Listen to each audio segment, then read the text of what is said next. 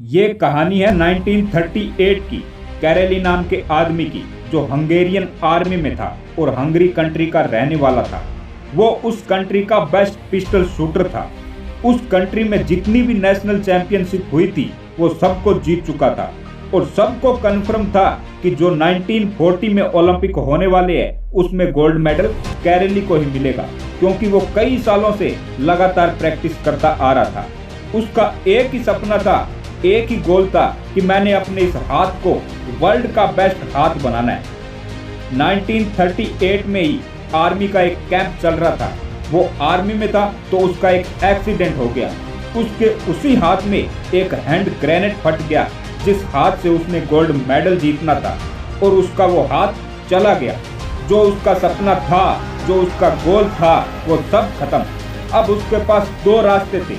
एक तो ये कि बाकी की सारी जिंदगी रोता रहे, किस्मत को कोसता रहे, या उसका जो गोल था जिस पर उसने फोकस कर रखा था उसको पकड़ के रखे।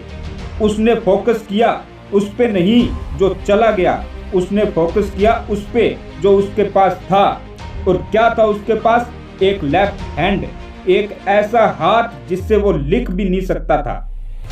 1 महीने तक उसका इलाज चला अपने खोए हुए हाथ का, और सही 1 महीने बाद उसने ट्रेनिंग शुरू कर दी अपने लेफ्ट हैंड से। ट्रेनिंग के 1 साल बाद 1939 में वो वापस आया। नेशनल चैंपियनशिप हो रही थी हंगरी में, और भी बहुत सारे पिस्टल शूटर वहां पर आए हुए थे। उन सब ने कैरेली को जाके कॉन्ग्रेचुलेट किया और बोले, ये होता है जज्बा, इतना कुछ होने के बाद भी तुम यहाँ आए हो हमारा हौसला बढ़ाने और हमें देखने के लिए।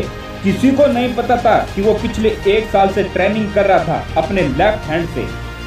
उसने जवाब दिया कि मैं कोई तुम्हारा हौसला बढ़ाने नहीं आया हूँ, मैं तुम सबसे लड़ने आया हूँ, कंपीटीट करने आया हूँ, तैयार हो जाओ। और कंपटीशन हुआ। बाकी सब कंपीटीट कर रहे थे अपने बेस्ट हैंड से, और ये कंपीटीट कर रहा था अपने ओनली हैंड से। और नेशनल चैंपियनशिप हुई और उसमें कैरेली जीत गया। लेकिन वो यहाँ नहीं रुका।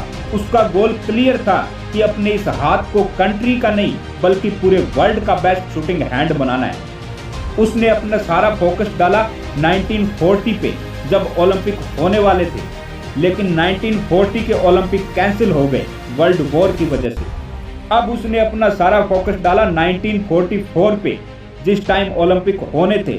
लेकिन 1944 के ओलंपिक भी कैंसिल हो गए वर्ल्ड वॉर की वजह से। अब उसने अपना सारा फोकस डाल दिया 1948 के ओलंपिक पे। 1938 में उसकी एज थी 28 साल और 1948 में उसकी एज हो गई 38 साल। अब जो यंग प्लेयर्स आते हैं उनसे कम्पिटिट करना थोड़ा मुश्किल होता चला जाता है, लेकिन मुश्किल नाम का वर्ड था ही नहीं उसकी लाइफ में। वो गया ओलंपिक में, दुनिया के बेस्ट पिस्टल शूटर आए हुए थे, कंपटीशन हुआ और कैरेली जीत गया। और वो तब भी नहीं रुका। 1952 के ओलंपिक में दोबारा कंपीट किया और तब भी गोल्ड मेडल कौन जीता? कैरेली। ओलंपिक की पूरी हिस्ट्री को बदल कर रख दिया। इस पर्टिकुलर कंपटीशन में किसी भी एथलीट ने लगातार 2 गोल्ड मेडल नहीं जीते थे। अब दुनिया में आप हारे हुए इंसान के पास चले जाओ, 100 वजह होगी उसके पास कि मैं इस वजह से हार गया या मैं उस वजह से हार गया। वहीं दूसरी ओर आप जीते हुए इंसान के पास चले जाओ, उसके पास 100 में से 1 वजह होगी जीतने की, और जिससे वो जीत जाएगा। Wish you all the best.